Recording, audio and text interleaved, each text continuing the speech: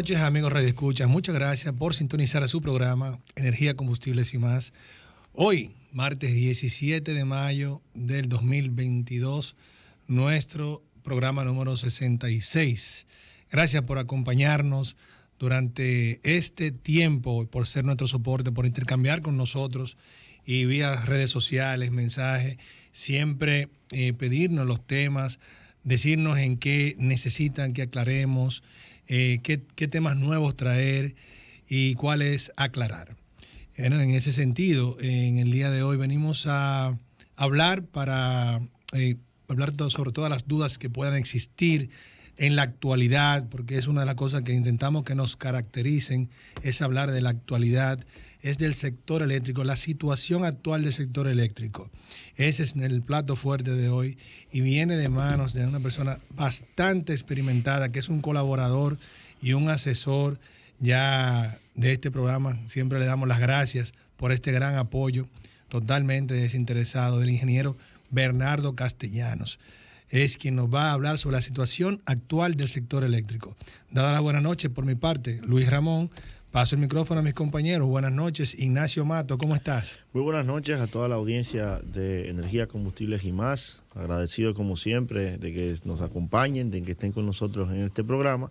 Como bien decía Luis, hoy traemos un invitado que ya es más que un invitado, es un colaborador de este programa, porque siempre nos acompaña, nos edifica con su conocimiento, con su inquietud del día a día respecto del sector, y aporta bastante al debate, a la discusión de las ideas que se dan en el marco principalmente del tema de la energía, como es el ingeniero Bernardo Castellanos.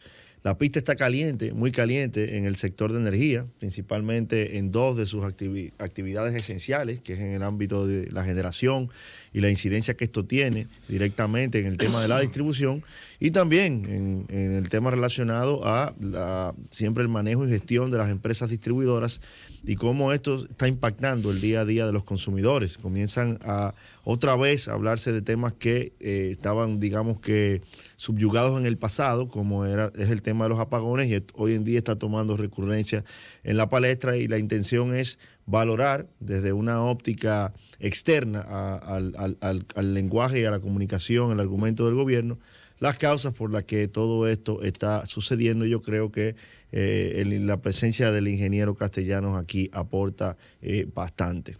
Bueno, así es, gracias Ignacio. Recordemos que Ignacio siempre dándonos su approach de la parte regulatoria. Ignacio, abogado, especialista en contrataciones públicas y en energía principalmente, siempre hablándonos desde ese aspecto legal con tanta experiencia que ha tenido. Bueno, y así mismo tenemos nuestro compañero José Colón Contreras, el ingenierazo, quien adelante. Todo aquí lo observa de manera técnica. Adelante. Bueno, buenas noches, Luis, Ignacio. Gracias, don Bernardo, por su participación el día de hoy. Va a ser un programa interesante con los temas que se van a exponer hoy en día sobre la actualidad que tiene el sector. Definitivamente hay mucho contenido del cual debatir y tratar, pero siempre de la mejor manera, para aportarle algo a Radio Escucha, al consumidor, para edificarlo sobre cuál es la situación que se está dando en el sector de una manera objetiva totalmente. Así es. Bueno, pues ya vamos a iniciar entonces con nuestro plato fuerte. Antes recordar que este segmento es patrocinado por la marca de combustibles Next. Te llevamos más lejos. Bueno, don Bernardo, muy buenas noches. ¿Cómo está usted? Buenas noches, Luis Ramón, Ignacio, José. Bueno, para mí realmente es un honor compartir siempre con ustedes. Me siento como en mi casa y en confianza. O sea, que gracias por invitarme de nuevo.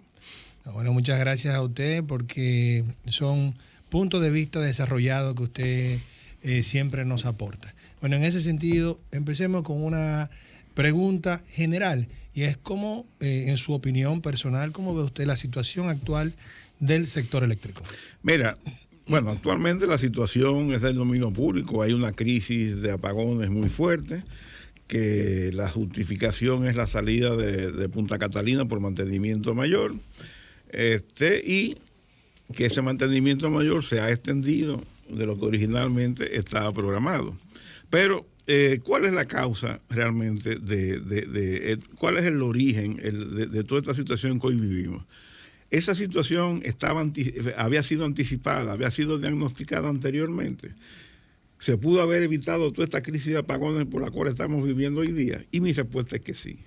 Y esa respuesta no es que yo me la invento, no es que yo me la soñé anoche y hoy vengo aquí a decirla, ni que la saqué de una caja negra de esas de los magos que sacan conejos. No, es que el mismo gobierno, en la declaración pública que hace la presidencia el domingo, que inclusive a mí me sorprendió, porque quien debió dar esa declaración fue el Ministerio de Energía y Minas, porque el Ministerio de Energía y Minas, en términos teóricos, es la máxima autoridad del sector eléctrico. El ministro de Energía y Minas es el jefe del Ministerio de Energía y Minas, es el jefe de la CDE, es el jefe de Punta Catalina, es el jefe de la distribuidora. O sea, que tiene que ver con todo el sector eléctrico.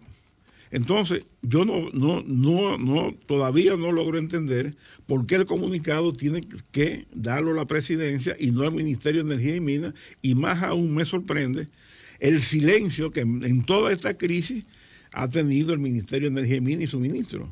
Yo no he escuchado, yo no he visto una sola declaración del ministro. O sea, él, como decimos en buen dominicano, ha espantado a la mula y le ha dejado toda esta problemática a Andrés Astacio, que es el vicepresidente ejecutivo de la distribuidora, y uno tiene que aplaudir que salgan a dar la cara, a dar explicaciones con las cuales uno puede estar en desacuerdo, pero dar la cara. Y Celso Marrancini, que asume la gestión de Punta Catalina, la gerencia, prácticamente este año, cuando se formalice el fideicomiso ante la Superintendencia de Electricidad, y Celso hereda una situación de improvisación que se viene arrastrando prácticamente desde el primer día de esta gestión en Punta Catalina, y los hechos están ahí y podemos enumerarlos para que vean que esto no es casual. Ahí está la improvisación con el tema de la compra del carbón. O sea, los responsables de Punta Catalina, antes de Celso Marrancini, se les olvidó que había que comprar carbón. O sea, a pesar de que ellos manejaban la información día a día, mes a mes, de cómo venía la volatilidad del precio del carbón desde el 2020, porque desde abril de 2020, según las cifras que ellos publican en sus informes de desempeño mensual del sector eléctrico, usted ve que mes a mes el precio del carbón venía subiendo en los mercados internacionales. Además, ellos sabían que en la gestión pasada de Punta Catalina, en el gobierno pasado, bajo la responsabilidad de Jaime Arista Escudero, que fue el primer administrador de Punta Catalina, se había hecho una licitación para comprar 2 millones de toneladas de carbón, que es el consumo estimado de Punta Catalina en un año. Y esa compra, que fue una licitación pública del dominio de la sociedad, que se supo los oferentes, se supo la oferta que ganó, el precio, todo. Esa licitación, ese suministro de carbón que estaba pautado mensualmente o cada 45 días con embarques programados, se sabía que los últimos embarques estaban supuestos a terminar entre julio y agosto, septiembre de 2021.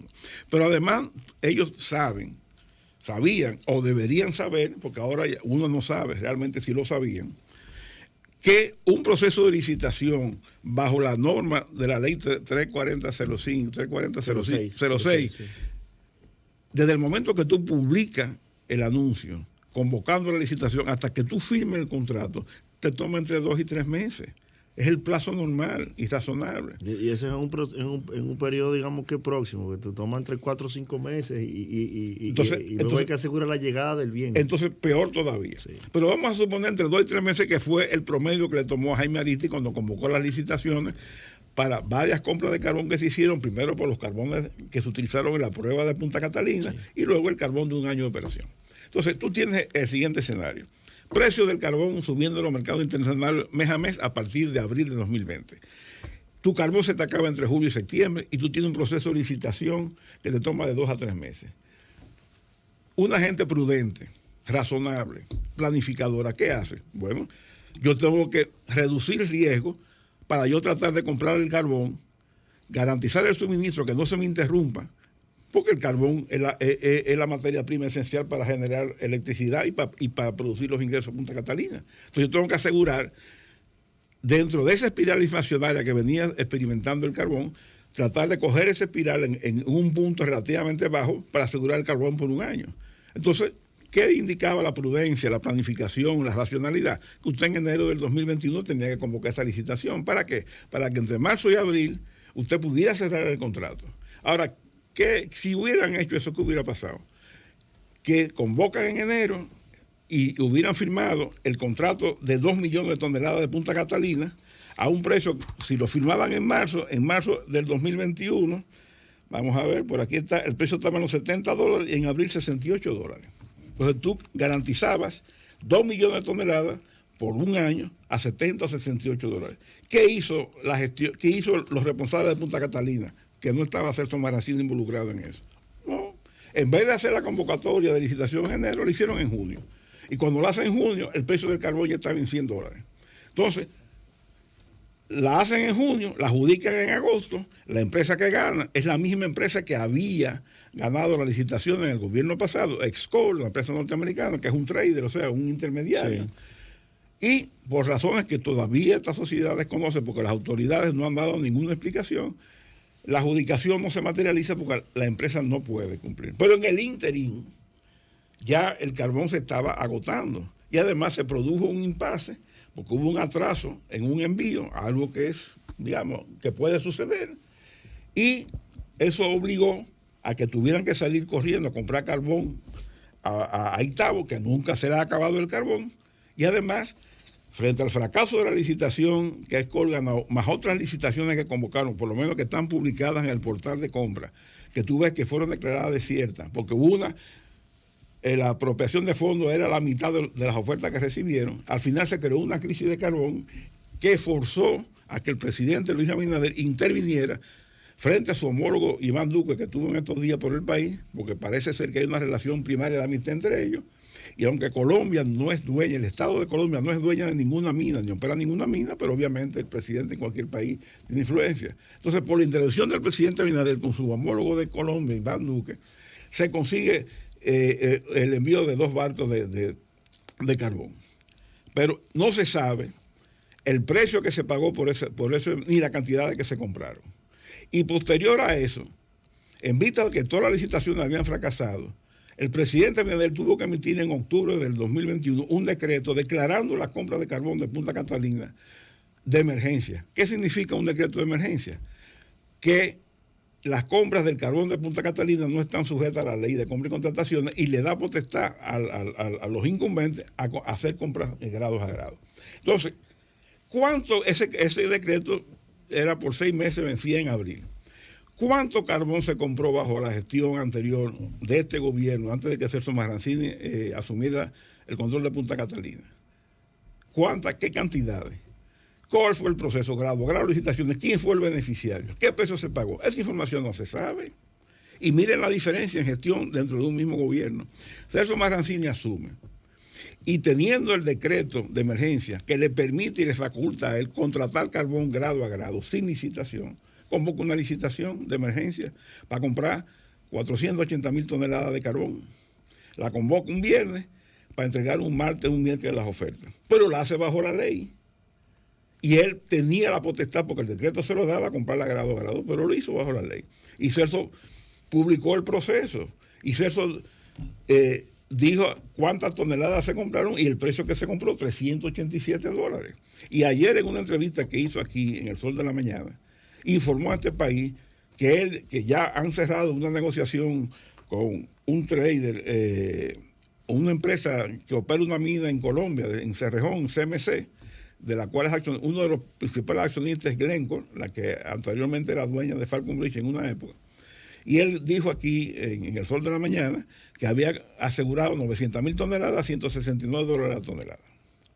Entonces, no dijo si había sido un proceso de licitación, si había sido grado a grado, pero por lo menos dio la información de cuánto carbón se compró. ¿Y a qué precio? Y a qué precio. Todavía nosotros no sabemos, esta sociedad, parece que las autoridades pasadas que regenteaban Punta Catalina entienden que esta sociedad, que es la dueña de esa central, no tiene el derecho a saber cuánto carbón compraron, a qué precio lo compraron y bajo qué modalidad lo compraron. Bueno, mira, vamos a seguir hablando de este tema. Queríamos manifestarles que este segmento ha sido patrocinado por la marca de combustibles Next. Te llevamos más lejos. Ingeniero, es muy importante que veamos ese tema relacionado al precio al que se ha estado comprando el carbón, por el hecho de que no tan solo se ha estado sintiendo el efecto de los apagones, sino también el efecto del incremento de la tarifa. Es increíble, estamos viviendo los dos males, menos luz, más costosa. Entonces queremos que se queden después de la pausa para que vean cómo esas negligencias que se están levantando y que son reales, inclusive han sido reconocidas por el propio licenciado Marrancini, han impactado en lo que nosotros hoy en día padecemos desde el punto de vista del consumo y desde el punto de vista del precio. Inclusive, antes de la pausa, yo quiero precisar que en la entrevista de ayer, en una parte, Celso reconoce que el carbón se pudo haber comprado a $60. O sea, habló que había carbón a $60, implícitamente admite que se pudo haber comprado. Obviamente, él no puede entrar a hacer una crítica abierta a esta gestión. Si hubiera sido la gestión del pasado, obviamente la crítica hubiera sido muy fuerte. Manténgase pendiente después de la pausa.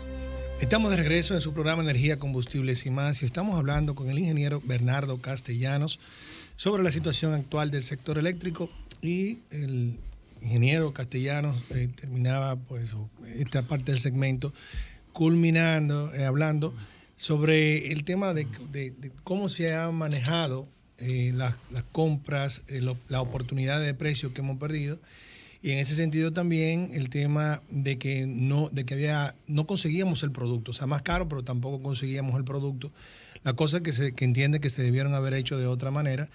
Y bueno, en este momento es importante recordar que la combustión a gas natural, entonces me parece que sí hizo la tarea, defendiéndose de los precios, viendo el porvenir, con el seguro de cobertura o el hedge que se contrató en su momento, porque eso sí que nos evitó someternos a una volatilidad al alza que ya se ha concretado, que existe en el mercado mundial. Estuvimos hablando que el gas natural ha subido en más de un 200%, se está cotizando altísimo, más ahora con la guerra, con la invasión de Rusia a Ucrania, y esto a nosotros no nos afecta al 100%. Digo al 100% porque este seguro de cobertura, que fue una iniciativa del Ministerio de Hacienda, la cual siempre aplaudimos, primera vez que se hizo en la República Dominicana, pues fue porcentual, o sea, por un año se cubrió creo que un 80%, el otro año un 60% y después un 40% hasta el 2023.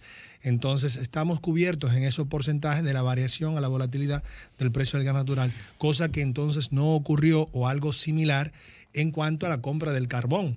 Entendamos que estos dos productos, para los radioescuchas que no pues son técnicos en la materia, son la matriz más importante para la generación eléctrica en la República Dominicana. El gas natural y el carbón.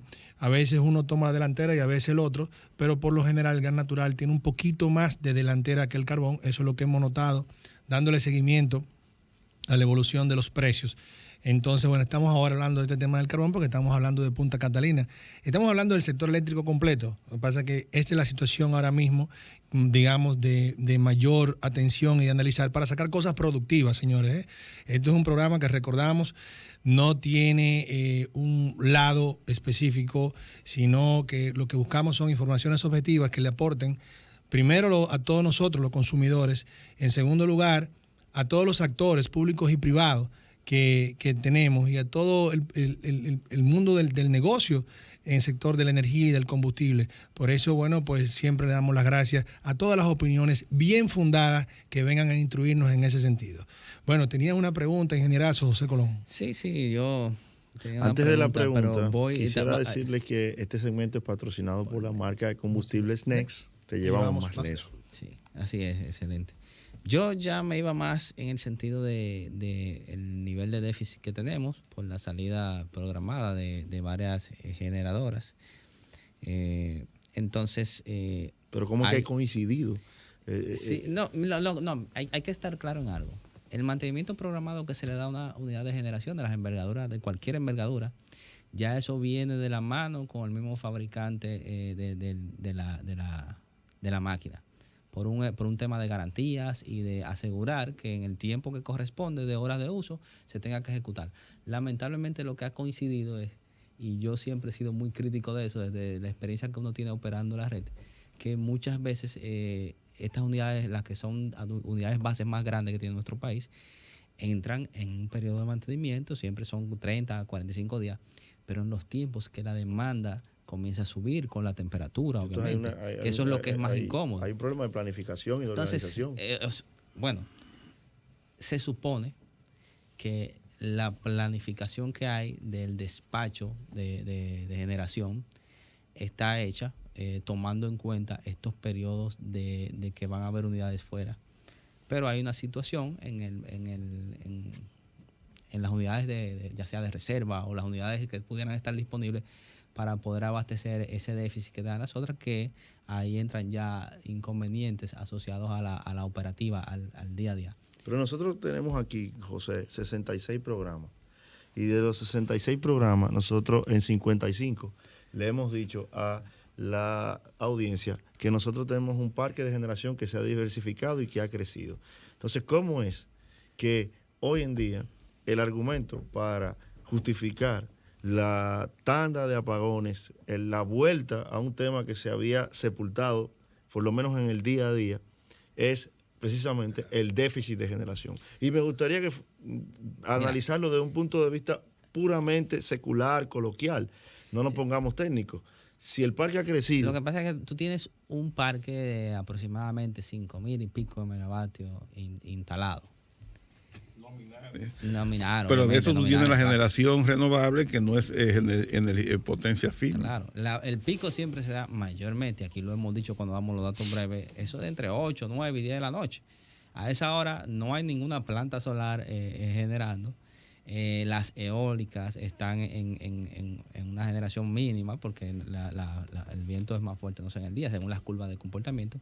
Sin embargo, hay una realidad. O sea, cuando tú ves la lista de mérito y tú ves las unidades que están disponibles para despachar el CENI, o sea, es una decisión. Si tú quieres comenzar a despachar, cuando ya tú no tienes las unidades base, que son, o sea, cuando ya tú tienes las unidades base, las más económicas que están despachando, pero llegaron las horas de demanda pico y quizás tú tengas de esas unidades base algunas que estén fuera por mantenimiento, las grandes, es una decisión tú decidir entrar a línea las que son más caras. O sea, la práctica es diferente. Eso es una realidad. Pues entonces, Pero están ahí. el tema no es un asunto de déficit de generación, es un asunto financiero. Exacto, es así. Bueno, puede haber un asunto financiero, pero yo quisiera redondear un poco las ideas que ustedes han expuesto, partiendo de lo que decía Luis Ramón con el tema del hedge fund, o sea, del fondo de cobertura, el seguro de cobertura que sacó Hacienda.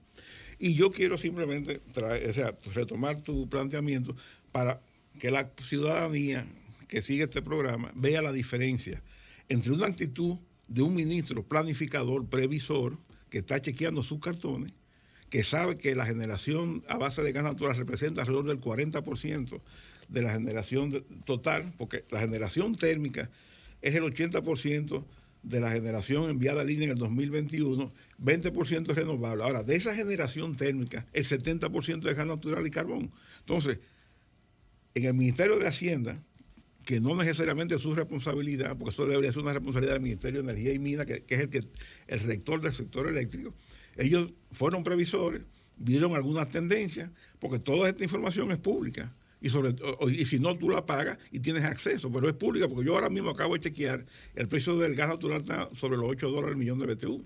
Entonces, ¿qué hicieron ellos? Como tú bien explicaste, sacaron un seguro cobertura, un 80% para el 2021 sobre un precio base de 3.60, 3.40 el millón de BTU. Por encima de eso, cubre el excedente, el 80%, este año es un 60%, y el año pasado, a noviembre, a octubre del 2021, ya ellos habían recuperado $26 millones. O sea, recuperaron la prima del seguro más un dinero adicional. O sea que a diciembre debieron haber terminado con 30 millones. Y este año ellos informan que abril ya tenían 26 millones recuperados. Entonces, fíjense la diferencia. Un seguro de cobertura le proporciona al Estado 50 y pico millones de dólares para amortiguar el efecto de la subida del gas natural. En cambio, en el Ministerio de Energía y Minas, ¿qué hacen? Que le cargan a este país por negligencia, por falta de previsión, por no hacer las licitaciones a tiempo, no sacan seguro de cobertura, no hacen la licitación a tiempo, que sería el mejor seguro, haber contratado a $70, y ese precio que se ha estado pagando de carbón por encima de $70, que se pudo haber evitado con una planificación, le va a representar a este país en un año de generación de Punta Catalina entre 200 y 300 millones de dólares, que se ha pagado en exceso. Y yo siempre digo esto, no estoy hablando de corrupción, simplemente es negligencia. Y esa negligencia, esa falta de previsión, esa falta de planificación, la están pagando los dominicanos. ¿Con qué? Con el aumento de la tarifa. Porque a partir de noviembre, que estaba programado en octubre, trimestralmente se han estado haciendo aumentos de tarifa. Unos aumentos de tarifa brutales, porque no es para llegar a la tarifa técnica, que te produce a ti un valor agregado de distribución o margen de intermediación de la distribuidora de entre 4 y 5 centavos. Es para que los clientes de la distribuidora paguemos el exceso de empleomanía, el exceso de gasto corriente que tiene la distribuidora, y esa tarifa que ellos dicen que elimina subsidios, los subsidios que elimina es el subsidio cruzado, está calculado sobre la base de un margen de intermediación de la distribuidora de 10 centavos de dólar, el doble de lo que debería tener una empresa eficiente. O sea, la idea es del superintendente de electricidad que sean los clientes de la distribuidora que paguen la deficiencia que tiene la distribuidora en exceso de gasto corriente, que se estima en unos 200 millones de dólares si tú tomas las referencias que dijo el ministro de Energía y Minas cuando estaba en la oposición, de que los gastos corrientes de la distribuidora debían ser el 10% de los ingresos. Y sin embargo, hoy día es como el 23%, y cuando se produce el aumento de la tarifa es como el 24%. Sí, entonces, ese 14% en exceso de gasto corriente que tiene la distribuidora representan unos 200 millones de dólares que nos lo quieren sacar de la costilla de los clientes. Y encima de eso, el ministro había planteado en oposición que en este país no se podía subir la tarifa hasta que ese gasto corriente no fuera el 10%. Pero hay algo, don Bernardo, mire, usted está positivo con lo que usted está mencionando, pero yo me voy a ir ahora al tema del famoso pacto eléctrico y después un decreto presidencial que salió donde manda y le pone plazos de ejecución sobre la base del mismo pacto eléctrico a todas las instituciones del Estado. Dentro de los roles que tenían cada institución, por mencionar algunos, la superintendencia tenía a su cargo el desmonte de la tarifa, o sea, y lo puso a 21 trimestres para tratar de que en el bolsillo del dominicano se sienta lo menos posible. Pero también se siente lo menos posible, pero a abril, no, obviamente, ya el que consume 200 kilos al mes o menos está pagando un 38% de aumento. Y cuando venga el aumento de julio, ese segmento, hasta 200 kilovatios de hora de consumo al mes, que es el 75% de los clientes de la distribuidora, o sea, los pobres, la clase media baja, ese aumento le va a llegar al 50%. En uno de los programas que hicimos aquí, anterior al pasado, dijimos aquí cuánto ha representado el aumento a los que pagan hasta 200 kilos. O sea, estaba como en 33, 34% más o menos, que ha aumentado desde cuando desde el primero hasta ahora. Claro. Y ciertamente es lesivo. Ahora bien, hay otras ejecutorias que deben de hacer otras entidades que están asociadas al sector eléctrico que no lo han hecho de manera planificada, como usted dice. Las licitaciones deben de planificarse a tiempo. Esa es una. ¿Entiendes? Los esfuerzos por trabajar en cuanto a lo que es la regulación y todo eso, para que se sigan incorporando instalaciones de generación más baratas, deberían de ir en consonancia, ¿no? ¿Verdad? Con todo el proceso de licitación. También hay un trabajo que tiene que hacer la empresa de transmisión por dominicana, por ejemplo, de robustecer las redes para que esa generación más barata pueda estar lo más rápido posible en funcionamiento para ir abaratando los costos, porque todo se le está traduciendo a la tarifa que paga el cliente. Eso es lo natural. Porque el objetivo de los funcionarios del sector eléctrico para firmar el pacto eléctrico era conseguir un mamotreto que ellos se opusieron a firmarlo en el 2019. Porque es increíble. En el 2019, el Antonio Almonte y Andrés Astacio, como figuras máximas del Comité Eléctrico del PRM, hicieron un planteamiento de 10 puntos para firmar el pacto, que había que cumplirlo sine qua non. Y entre uno de esos 10 puntos decía que no se podía subir la tarifa hasta tanto los gastos corrientes de la distribuidora no fueran el 10%. Yo quiero que ustedes entonces ese pacto lo firman sin quitarle una coma ni agregarle un punto del que yo había gestado. Totalmente de acuerdo. Pero yo lo que quiero decir... Y entonces, ¿cuál fue la trampa? Yo lo que le quiero decir era justificar este aumento de tarifa sobre la base de que es un mandato del pacto. Claro, pero es lo único que cumplen, pero no cumplen lo otro. Algo aquí que hemos dicho reiterativamente en todos los programas es, o sea, ya tú tienes un pacto que tiene responsabilidades por instituciones. Lamentablemente las instituciones no se han puesto todas coordinadas todas para llevarlo a cabo. Entonces muchas asumen la mala gestión que hacen algunas, otros se tienen que tomar responsabilidad. Eso es lo que quiero decir. Manténlo aquí ahí, lo que José. falta es eso, que se coordinen mejor los actores que están en el sector eléctrico, pero de una manera muy, muy arrecia, porque es que realmente...